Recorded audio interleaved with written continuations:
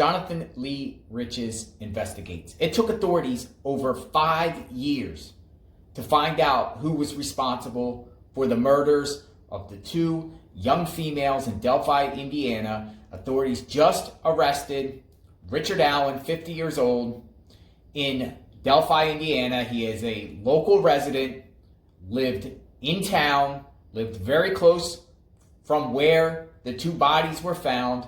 He worked in CVS. Authorities were probably frustrated that they couldn't find this guy. And I'm wondering myself, and I'm sure a lot of you guys are wondering, what took them so long. But they gave a press conference on the 1-year anniversary. I want you to listen to this press conference because they vowed at this press conference that they would not give up. They're going to hunt down who was responsible. Took them a long time, but they got their guy. Listen to this press conference. In retrospect, I want you to listen to this press conference at the 1-year anniversary. Check it out. Today we're going to talk about the Abby Libby case. Some of the people standing behind me is Superintendent Doug Carter with the Indiana State Police. You got Detective Deputy Sheriff Kevin Hammond over here. Over there. You got Sheriff Tobe Lesby with the Carroll County Sheriff's Department. On this side, FBI Special Agent Mike Peasley, and then First Sergeant Jerry Holman. They're going to discuss today the things that have been going on over the last year with this case. Superintendent Carter will do most of the talking, and at this time I'll turn over the podium to him. Thank you.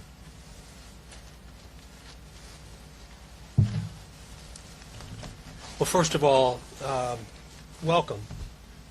I didn't really know what to expect when I stood on this trail just a little bit ago, over the course of the last 15 minutes, but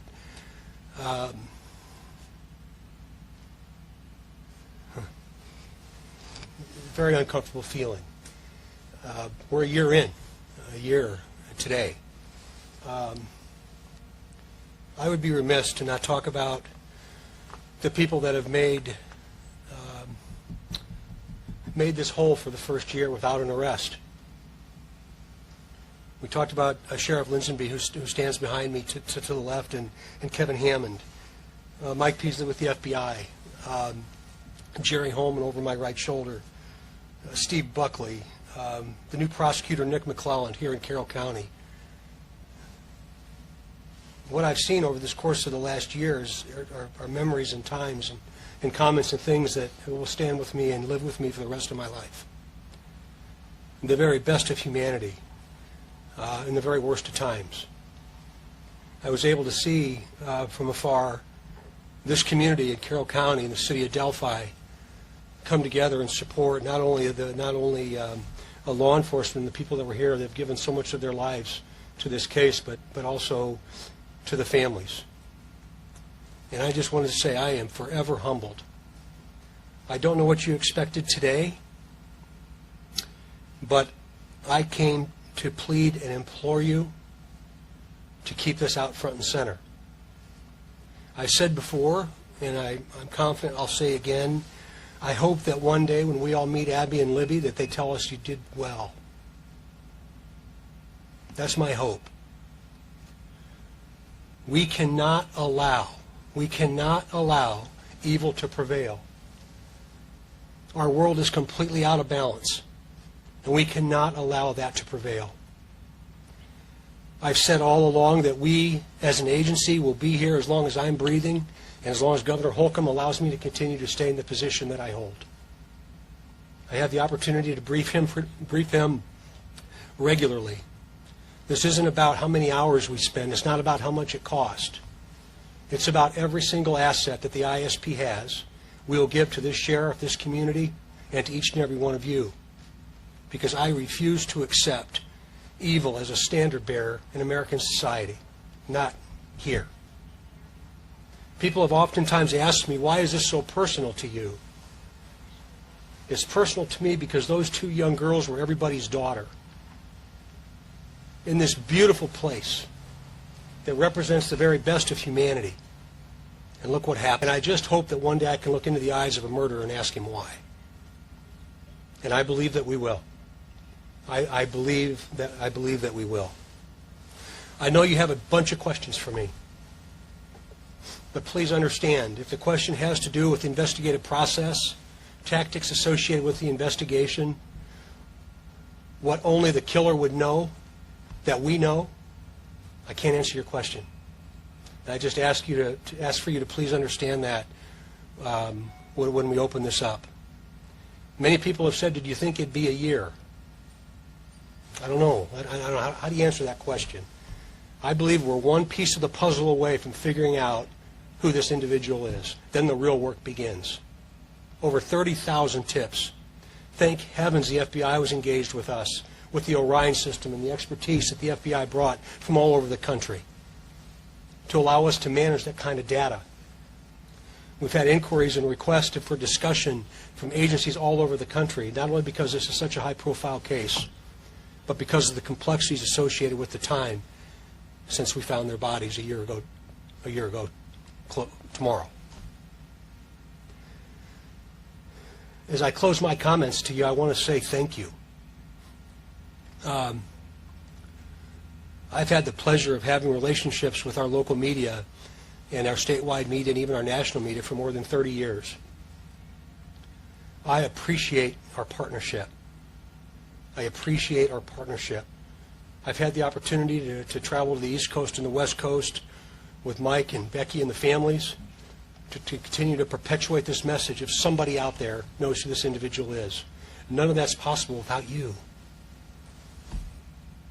It's really, really important that you understand how important and what the importance of the role is that you play. Technology is wonderful, but technology can also challenge us. I would ask that folks not continue to compare photographs on the internet. Please, if you have an idea of an individual, of a comment, of a phrase, of a name, that you send it to us. It creates lots of complications when that analysis is done outside of the purview of the experts that I happen to be able to represent that are standing behind me today. So I hope you hear me loud and clear. If you're watching this and you're responsible, today may be your day. It might be tomorrow, but I can guarantee you your day's coming. We've got to perpetuate the relationship that we have, and we've got to not stop. Ladies and gentlemen, I've seen detectives that have given their lives to this case, that have held off and discussed holding off retirement, that have canceled family vacations, that work nights, weekends, and holidays, so that we can explain to you one day and to this incredible community, to our state, what happened. So our commitment is longstanding. It's real. It's as real today as it was 365 days ago, and it'll be as real tomorrow as it was today. We are not going away. We are not going away. With all that said, the floor is yours.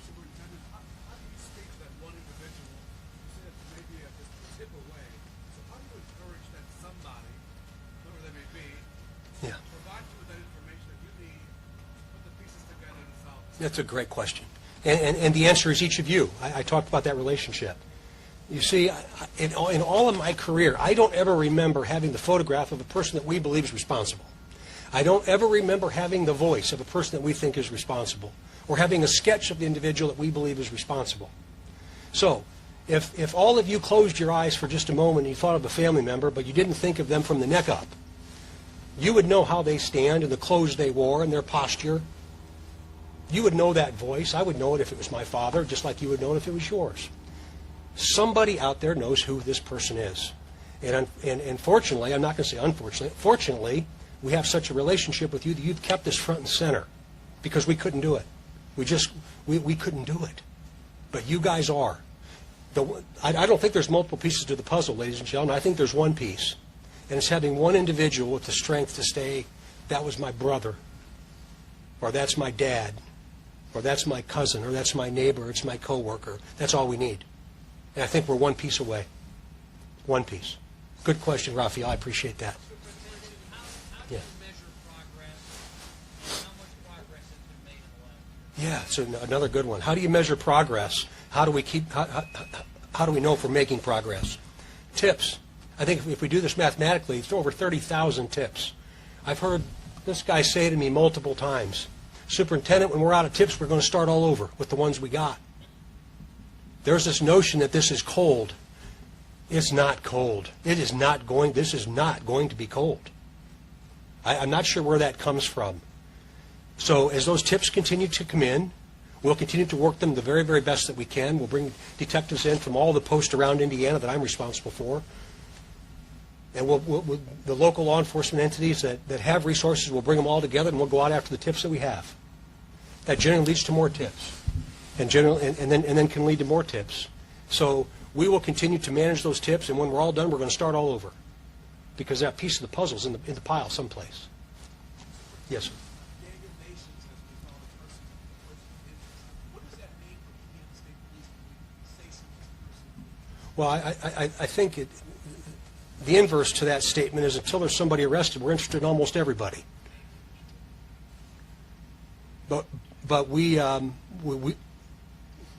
you all know, we went out to Colorado and we spent a little bit of time with him. And he's not a person that we care a whole lot about at this moment in time. And that's all I'll say about Daniel Nations. Now that a year has gone by, do you guys have a new path when investigating this case, or is it still relying on those tips? Is it, what you've been doing every day for the last year? Yeah. I think that repetitive nature is going to reveal something that's right before us, and we just don't know what it is yet. Superintendent, you have been on the national TV programs. You have harnessed the resources of only your agency, also the vision of the FBI. Look into this case. What is that? Something you haven't done? You know, you're going to get into my soul a little bit with a question like that. Don't take your soul. Yeah, and I'm going to tell you why. I want to tell you why. Because of what my eyes have seen and what the eyes of these fellows behind me have seen that you haven't seen. About 3/4 of a mile from here.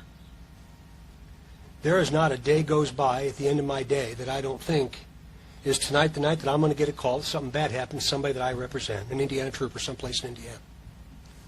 Or is there something that we haven't done that we could do? Is there a level of support that I have not given to this sheriff or Jerry Holman and the multitude of resources that we have here in Carroll County? What are we missing? You see, we're human beings just like you. And this continues to play in our minds. Every single morning I wake up and I realize my phone might have rang, but everybody's okay. But is today the day in Delphi? Is today the day in Flora? It comes to my mind every single morning, and sometimes in the middle of the night. So I appreciate the question, Raphael. The answer is absolutely yes. I can speak for myself, and I can't even fathom what the folks standing behind me must think and the way in which it's affected their lives. Like you mentioned, you have the killer's voice, you have his picture, you have a detailed sketch. That's more information than a lot of the cases you guys have had to solve. 1 year later, you have all that information. How did you ever have to do it? Answer the question for me. I wish I could answer it. I wish I could answer it. I've said locally, statewide, and even nationally that sometimes our citizenry doesn't trust us. And I acknowledge that and recognize that we are not without sin. I know that. And I would just like to think that the person that might know about this maybe doesn't trust us and doesn't want to tell us. Maybe they don't think we can protect them. Oh, yeah, we can. Yeah, we can. And we've got to work to regain that community's trust, these community trust. And I think that we're getting there. That's not $1 million question. That's $1 billion question. And I'd give my life to be able to answer it. Have you been able to clear anybody in this case? I think that the people that we have talked to at this point in time, we feel confident that there was no involvement. Sergeant Carter, months ago, it was mentioned, why haven't you released more of the video to give an idea of his gait, how he walks? And I think the comment was that you weren't comfortable at that time. You weren't at that point of doing this. 1 year in, are we now considering doing this? More to work with? No, we are not. We think that we've released enough now that if there's a possibility of identifying the killer based on that photograph, we'll be able to do that. And that's all I can say about the video and audio that we have.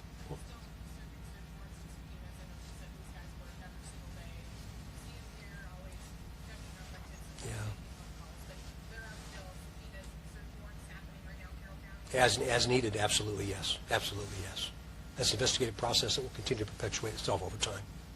Can you say more about this suspect that you took a picture of? You know, do you believe he was a transient? Is he in the state? Is he anywhere in this country?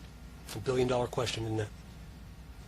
I don't know. Would you say the case has slowed down? Obviously, not cold by any means, with so many tips still coming in, but has it slowed down a little bit? Maybe not as many leads, or As with any major case, it ebbs and flows, right? I mean, the rhythm, it ebbs and flows. And this one is certainly no different. When it does slow down, it gives these incredible servants standing behind me an opportunity to take a breath. Then about the time they get that breath, something else happens, and they fire right back up into high gear. I have no indication to believe that that's going to stop or slow down. Thank you, Matt. You wouldn't mind answering. How, you made the mistake of smiling. How are you holding up? How busy are you? How are you handling this with your Physically, I'm handling it fine. As Superintendent Carter says, I think about this every night I go to bed. I lay in bed thinking, what could we have done today? Who do we need to follow up on? It's never-ending with me.